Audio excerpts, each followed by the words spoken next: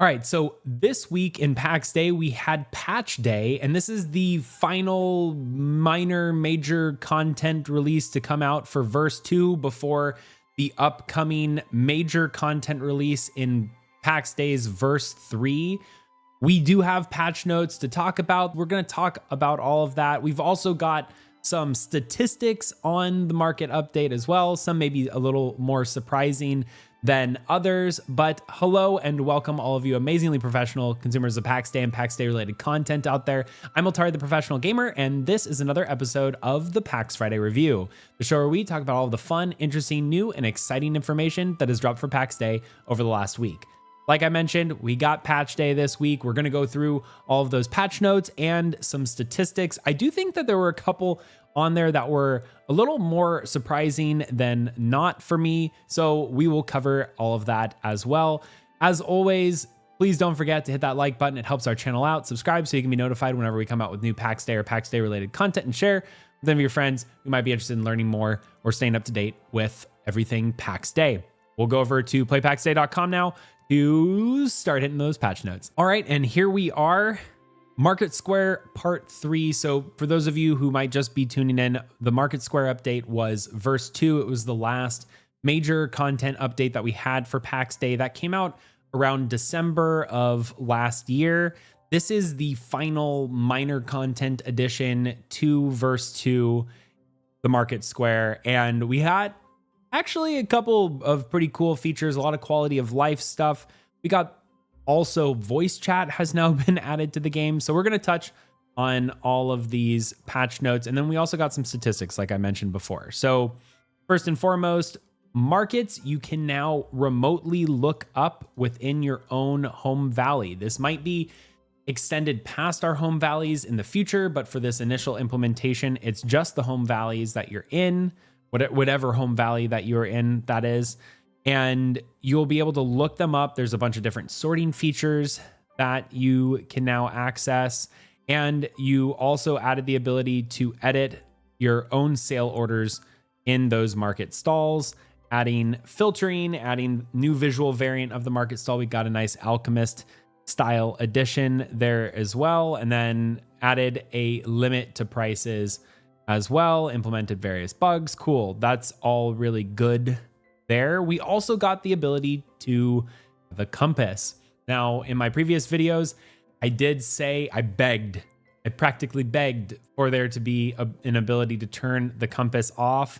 Ask and you shall receive. We did actually get, you can access the compass menu when you go to the settings in game and then go to general, and there is a checkbox to enable or disable the compass. So it's not something that you have to use. It's something that if you want to use, you can. And if you want to stay more immersed in the game rather than having another UI element on your screen, then you can do that as well. They did add a couple of new building pieces, and they also rebalanced all of the recipes for building. Now everything only requires 2 different resources instead of sometimes they would require 3, and there'd be a variation in how much things could cost.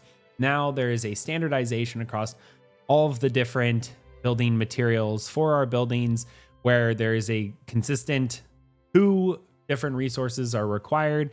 Those might be different across the different styles of buildings, but you're only going to need 2 different resources. We'll see how the feedback is. If you like it, hit F8. Let them know. If you don't, also let them know. And yeah, we haven't gotten the limestone yet. If you are wondering when that's coming, that is going to be Verse 3. We just got a couple of additions for our current sets to fill some of the gaps that we had there, but there is new building tile sets coming in the future. They also moved a couple of things around from furniture into lighting and decoration for things that give off lighting as well. They added some new audio elements for when you receive grace, and they fixed a bug with regards to grace as well. They had some additions to the chat features in game, most specifically that they now made it so you can go into a voice chat in either your clan or your party lobbies. And they also brought back chat bubbles, which is really, really cool because for a long time it was pretty difficult to keep up to tabs with everything that was going on around you in large events because everyone would be in the same area, but they wouldn't be talking to you directly. Now these chat bubbles popping up kind of bring back that immersion that players had.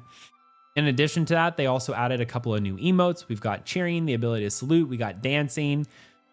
And you can also access some new emotes on chairs that are specific to sitting. You can kind of fall asleep on your chair. You can give a thumbs up or a thumbs down as well. And they also made a change to the doublet, which is a piece of armor that players can have. There's actually a couple of different variations depending on the quality of the doublet that you craft. You'll have a couple of different colors that you will get based off of that. Highly recommend checking that out. For combat, they did improve some transitions between weapons when an NPC is attacking you. They improved the control click input horde detection, allowing players to trigger special attacks while blocking by tapping control. And then they fixed a couple of bugs with regards to that as well. Also, teleporting to the Pax FriDEI while swimming is not working anymore. In terms of crafting, they added some new icons. They also made it so when you unlock recipes, it now sends a notification telling you what recipe actually was unlocked. You click the link, it'll take you to the journal. And then they had some respective bug fixes with regards to crafting as well. For gathering and resources, they added a new way for us to gather as long as you have an axe or a pickaxe in your inventory of the specific level. You can pretty much just walk up to a mineable stone or a tree, and by hitting the interact key with that, you will automatically pull out whatever that axe, pickaxe is and get to work. When you're done, you'll put it back away. Tools also now display the hardness level separately from the resource damage to clarify why a tool may or may not be a good fit for the type of resource you're trying to collect on. And then they also reduce the number of clay nodes. That's a big one. We'll notice that one. They did reduce those clay nodes in the area, but then they also increased the amount of clay that you get per node as well. So they're less prevalent, but you get more every time you harvest. They also updated a couple of tooltips. Items with 0 lifetime are now removed from the repair list.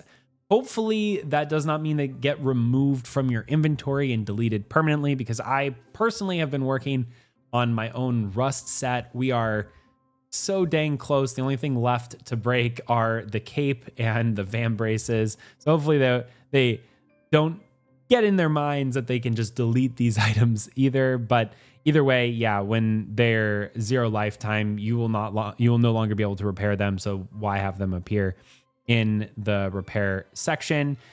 They expanded plot names from 12 to 24 characters. That's great for characters who have long names or you're trying to be more descriptive with your plots. They optimized some foliage shaders and fixed a couple of issues. With shaders being on the topic, Unreal 5.4 is now what Pax Dei is running off of. You will notice that there is a decent improvement to just the general visual clarity within Pax Dei, but then that's with regards to lighting, among many other things. And also there are some pretty decent, noticeable performance gains, especially in areas of highly densely populated builds by characters. And then they also have some known issues. Sorting things by durability will display non-durable items alongside the durable ones. It's not supposed to happen. The market stall waypoint can only be removed by logging out of the game. So normally you should be able to just delete your waypoint, but this one, it will not disappear. Canceling or buying in order breaks the sorting option. Market stalls, the market list does not show the tier tips on the icon, so you won't be able to see certain descriptors there. In Heartland markets, when filtering orders, the text filters active showing X of Y orders always displays. There's a sticky selection. Players can use keybinds on the last selected item in the market stall, even after reopening it. After canceling a sale, the E key on the keyboard becomes unresponsive in the market stall. When opening, there's a couple of different known issues. In terms of voice chat or anything like that, in most situations, that doesn't open after pressing enter. When in the build menu, if it's already open, when a player is in both clan and party, if they join one of the voice channels, either party or clan, and then click join other voice chat to switch to the other voice chat, but cancel or dismiss the confirmation box, the join other chat option will become grayed out and unusable. Obviously, you can just reset this by leaving a party and coming back. Leaving any other voice channel after canceling the join other voice chat action with the escape key will move the player to the canceled channel. This does not occur when clicking the cancel button instead of using the escape key. So there's just something going on with using the escape key. To avoid this, sounds like just don't hit the escape key. Also, the push to talk setting is only accessible from the voice chat settings, while it should also be in the general settings menu, but it's currently not. And if a window is opened before the chat window, it does not accept the keybind inputs. Some other miscellaneous things: the Discord hyperlink isn't available on the character selection screen. Demonic trees shouldn't have the E to fell option there. Emotes are not functional while the construction hammer is out. And then a couple of other issues, especially with integrity. Construction elements can extend infinitely over water without proper support. This can lead to building destruction when it is fixed. So basically, be very, very careful if you're building right now over water, because the structural stability is not the same as it should be.